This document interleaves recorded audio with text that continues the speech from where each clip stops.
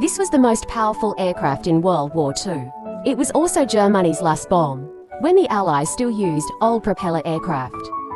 The Germans flew their newest jets. This was certainly a fatal blow to the Allies. Me-262 was the first of its kind. Jet fighters are used in combat. It is made of welded steel frame. The outer skin is covered with 2 mm thick aluminum alloy. The length of the entire aircraft is 10.6 meters.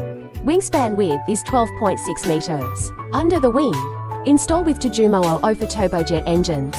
Each engine can produce 8.8 kilonewtons of thrust, allows the plane to fly at a speed of 900 kilometers per hour. It became the fastest plane in the world at that time. The main armament includes for 30 mm cannons. Each cannon has a rate of fire of 650 rounds a minute. Just one hit shot down an Allied fighter plane. Under the wing, a wooden rocket launcher was also installed. The missile's range can reach more than 1 kilometer. A dozen mounted under each wing.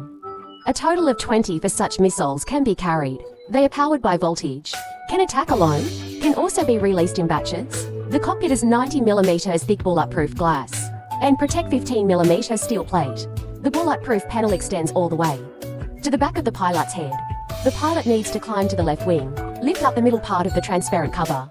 To enter the cockpit, there is no cushion on the seat, so the pilot sits on a parachute. He needs to buckle up first, and then activate a series of switches in sequence. The first step is to switch batteries. Then there's the inverter. Then the generator. It needs to ensure that the fuel valve is closed. Keep the throttle at minimum position.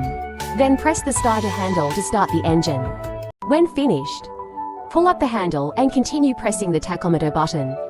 The motor now begins to rotate.